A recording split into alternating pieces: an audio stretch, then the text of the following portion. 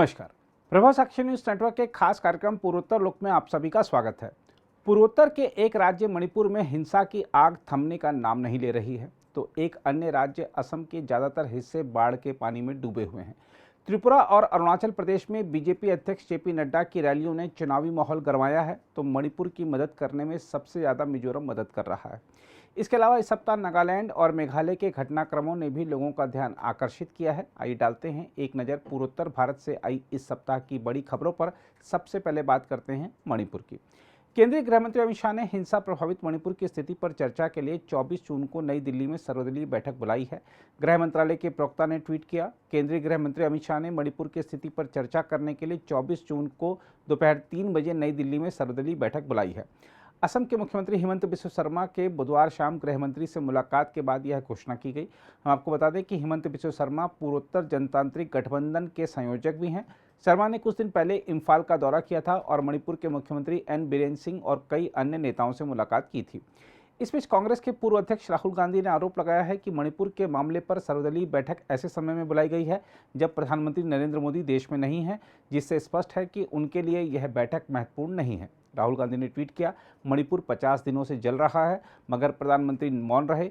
सर्वदलीय बैठक तब बुलाई गई जब प्रधानमंत्री खुद देश में नहीं है। साफ है, प्रधानमंत्री के लिए यह बैठक महत्वपूर्ण नहीं है।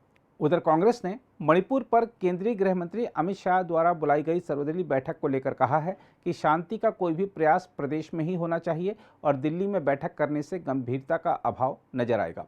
पार्टी के संगठन महासचिव केसी वेणुगोपाल ने यह भी कहा कि मणिपुर में मुख्यमंत्री एन बीरेन सिंह के नेतृत्व वाली सरकार का अब तक बने रहना और प्रदेश में राष्ट्रपति शासन का लागू नहीं किया जाना एक मजाक है।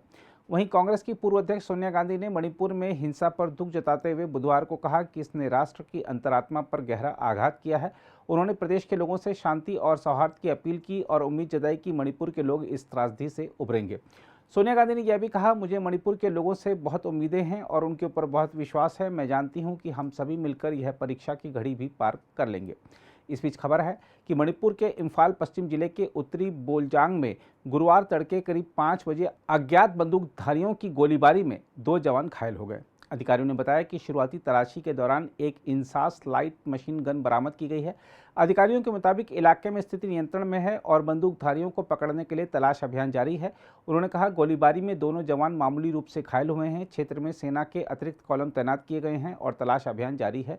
अधिकारियों के अनुसार बुधवार शाम करीब 5:45 बजे के आसपास इम्फाल ईस्ट जिले में YKPI के उत्तर में औरंगपत के पास स्वचालित छोटे हथियारों से गोलीबारी करने की आवाज़ें सुनी गई। वहीं सूत्रों की माने तो बुधवार को शाम 5:30 बजे के आसपास अज्ञात बंदूकधारियों द्वारा हरोथेल की ओर बिना किसी उकसावे के गोलीबारी किए जाने की भी खबरें हैं। हालांकि क्षेत्र में शाम 7:30 बजे के आसपास हालात नियंत्रित हो गए। उन्होंने बताया कि बुधवार को महिला प्रदर्शनकारियों ने सावोनबंग YKPI मार्ग को कई जगहों पर अवरुद्ध भी किया। उधर जातीय संघर्ष से प्रभावित मणिपुर में शांति और सामान्य स्थिति बहाल करने की अपील करते हुए घोड़ों की रैली आयोजित की गई। लगभग 100 पोलो खिलाड़ियों ने हम शांति चाहते हैं लिखी तख्तियों के साथ घोड़ों की सवारी की। Manipur horse riding and polo association के अध्यक्ष H दिलीप सिंह ने कहा, हमें डर है कि मणिपुर की अखंडता खतरे में है, इसलिए हमने रैली निकालने का फैसला किया है। इस बीच मणिपुर के मुख्यमंत्री एन बीरेन सिंह ने लोगों को चेतावनी देते हुए कहा है कि अगर उन्होंने राज्य में हिंसा बंद नहीं की तो उन्हें परिणाम भुगतने होंगे। उन्होंने पत्रकारों से कहा, हिंसा को बंद कीजिए वरना परिणाम भुगतने होंगे। मैं लोगों, हथियारों थामे मेइती लोगों से अपील करता हूं कि वे किसी पर हमला ना करें और शांति बनाए रखें ताकि हम राज्य में सामान्य हालत बाहर कर सकें। मुख्यमंत्री ने कहा, लोग परेशान हैं। राज्य सरकार उन्हें शिविरों में रह रहे लोगों को ठहराने के लिए 3-4 हज़ार अस्थायी घरों का निर्माण करने जा रही है। ये लोग तब तक वहां रहेंगे जब तक उन्हें उनके मूल स्थानों पर स्थानांतरित करने की स्थायी व्यवस्था नहीं की जाती है।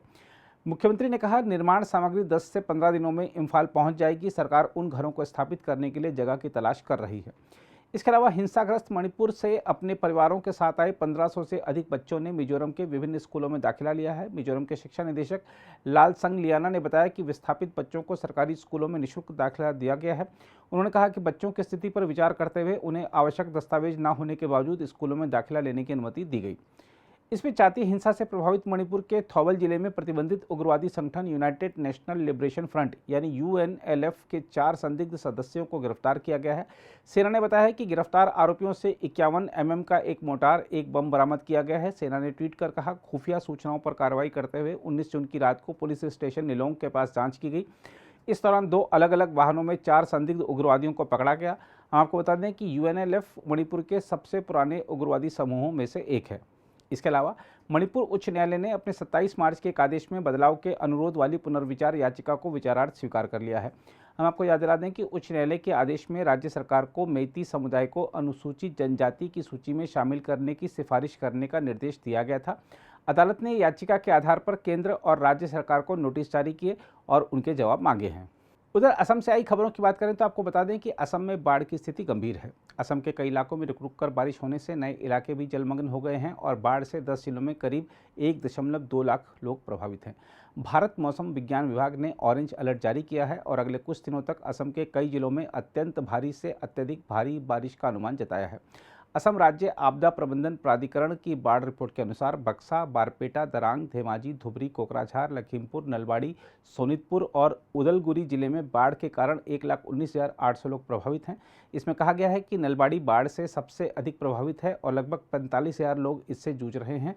इसके बाद बक्सा में 26,500 और लखीमपुर में 25,000 से अधिक लोग प्रभावित हुए हैं। प्रशासन ने 5 जिलों में 14 राहत शिविर बनाए हैं, जहां 2,091 लोगों ने शरण ली है और 5 जिलों में 17 राहत वितरण केंद्र चलाए जा रहे हैं।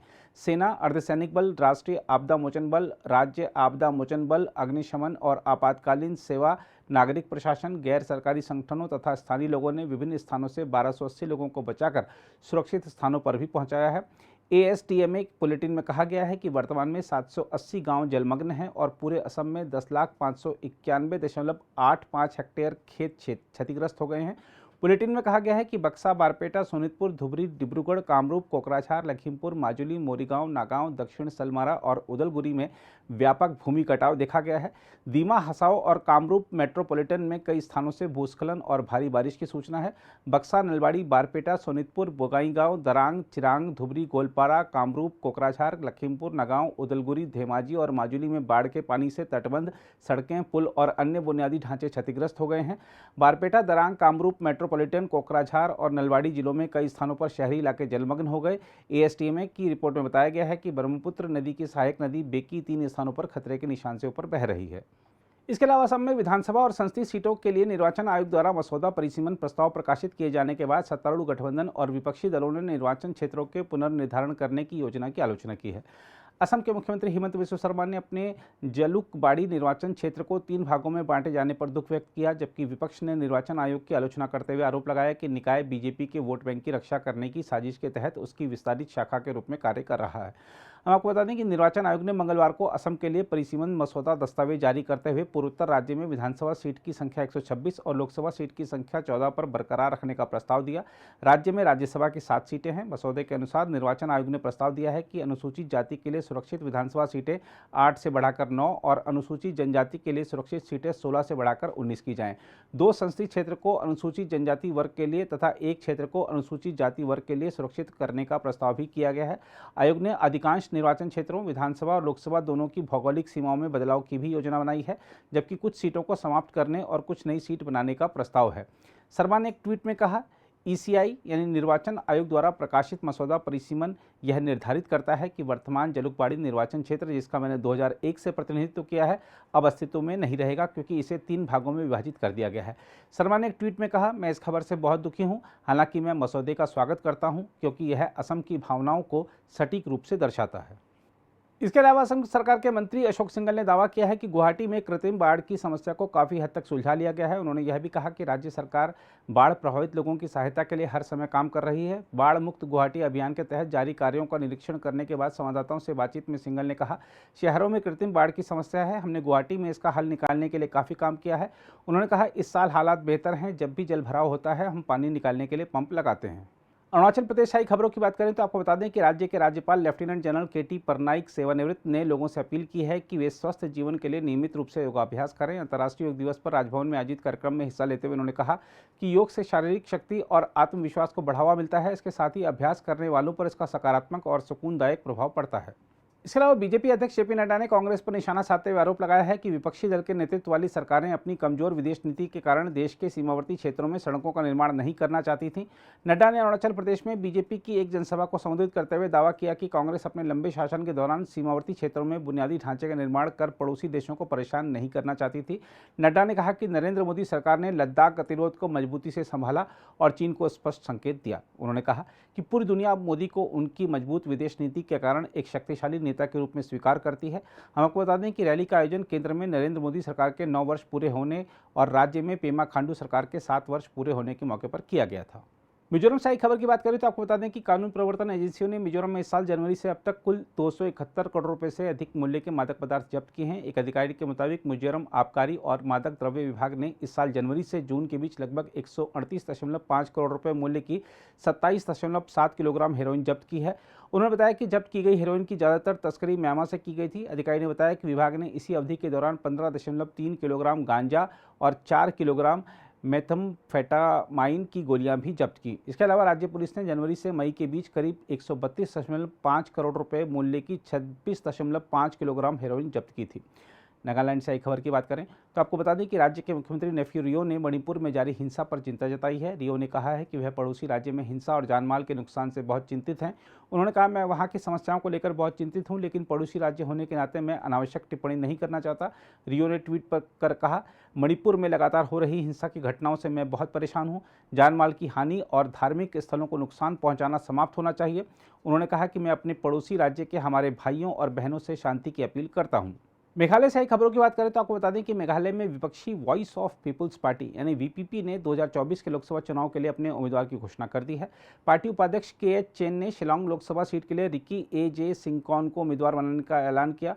उन्होंने कहा कि उम्मीदवार की घोषणा चुनाव से काफ़ी पहले कर दी गई है ताकि जमीनी स्तर पर पार्टी कार्यकर्ता चुनाव के लिए पहले से योजना बना सकें, तैयारी कर सकें और काम कर सकें। हम आपको बता दें कि मेघालय में 2 लोकसभा सीट शिलांग और तुरा हैं। शिलांग से फिलहाल कांग्रेस के विंसेंट एच पाला और तुरा से एनपीपी की अगाथा के संगमा सांसद हैं। इसके अलावा मेघालय के सत्तारूढ़ गठबंधन की अगुवाई वाली पार्टी एनपीपी ने विपक्षी कांग्रेस के साथ हाथ मिलाकर गठबंधन सहयोगी यूडीपी को बाहर कर दिया है। इस घटनाक्रम के बाद एनपीपी का एक नेता एक स्वायत्त जिला परिषद की कार्यकारी समिति का प्रमुख बन गया है। नेशनल पीपुल्स पार्टी यानी एनपीपी के खासी हिल्स स्वायत्त जिला परिषद के सदस्य पिनियड सिंह सय्यम ने टिटो स्टारवेल चाइन के नेतृत्व वाली यूनाइटेड डेमोक्रेटिक अलायंस कार्यकारी समिति के खिलाफ विद्रोह का नेतृत्व किया, जिसके चलते यूडीपी सोमवार को 30 सदस्यीय सदन में अल्पमत में आ गई। एनपीपी के बाजो पिनग्रोप द्वारा लाए गए अविश्वास प्रस्ताव पर मतदान के दौरान अपनी हार के बाद स्वायत्त जिला परिषद में चाइन के नेतृत्व वाली कार्यकारी समिति ने अपना बहुमत खो दिया। हम आपको बता दें कि वर्तमान परिषद का 5 साल का कार्यकाल अगले साल की शुरुआत तक है। इस बीच कांग्रेस ने परिषद में एनपीपी को समर्थन के अपने फैसले का बचाव किया है। विधानसभा में विपक्ष के नेता आरबी लिंगदो ने कहा कि राज्य के आदिवासी लोगों के हितों की रक्षा के लिए पार्टी परिषद में एनपीपी का समर्थन कर रही है। यदि हम एनपीपी का समर्थन नहीं करते तो किसी भी दल को पर्याप्त बहुमत नहीं होने की स्थिति में परिषद की बागडोर संभवतः प्रशासक को सौंप दी जाती। त्रिपुरा से आई खबरों की बात करें तो आपको बता दें कि त्रिपुरा विश्वविद्यालय में अंतिम वर्ष की एक छात्रा ने प्राथमिकी दर्ज कर आरोप लगाया है कि एक सहायक प्रोफेसर ने उसका यौन उत्पीड़न किया। पुलिस ने बताया कि कथित घटना सोमवार को विश्वविद्यालय परिसर में तब हुई जब आरोपी ने समाजशास्त्र विभाग की इस छात्रा को मौखिक परीक्षा के लिए बुलाया। सहायक महानिरीक्षक कानून व्यवस्था ज्योतिष्मन दास चौधरी ने बताया कि पुलिस ने सहायक प्रोफेसर के खिलाफ यौन उत्पीड़न का मामला दर्ज किया है। हम आपको बता दें कि छात्रा ने आरोप लगाया है कि परीक्षा से संबंधित सवाल पूछने के बजाय आरोपी ने उसका यौन उत्पीड़न किया। पीड़िता की उम्र 20 साल के आसपास बताई जा रही है। इसके अलावा त्रिपुरा प्रदेश कांग्रेस कमेटी के नए अध्यक्ष के रूप में पूर्व विधायक आशीष कुमार साहा की नियुक्ति की गई है। उन्होंने बिरजीत सिन्हा की जगह ली है। साहा ने कहा कि अखिल भारतीय कांग्रेस कमेटी के महासचिव केसी वेणुगोपाल ने टीपीसीसी के नए अध्यक्ष की नियुक्ति के बारे में कांग्रेस अध्यक्ष मल्लिकार्जुन खड़गे के फैसले की जानकारी दी है। उन्होंने कहा, त्रिपुरा में मुझे पार्टी का नेतृत्व करने का मौका देने के लिए मैं कांग्रेस अध्यक्ष, पार्टी नेताओं सोनिया गांधी, राहुल गांधी और अजय कुमार को धन्यवाद देता हूँ। यह बहुत ही चुनौतीपूर्ण कार्य है, लेकिन मैं जमीनी स्तर तक संगठन को फिर से मजबूत करने के लिए अपनी पूरी कोशिश करूँगा। हम आपको बता दें कि आशीष कुमार साहा ने पिछले साल फरवरी में विधायक पद और बीजेपी से इस्तीफा दे दिया था तथा विधानसभा चुनाव से पहले कांग्रेस में लौट आए थे। हालांकि वह 2023 के विधानसभा चुनाव में अपने गृह निर्वाचन क्षेत्र टाउन बारडोली से हार गए थे। अगर आप भी लेना चाहते हैं देश दुनिया की तमाम जानकारी तो आज ही सब्सक्राइब करें हमारे चैनल को। साथ ही नीचे दिए बेल आइकन को जरूर दबाएं ताकि हर अपडेट आप तक पहुंच सके।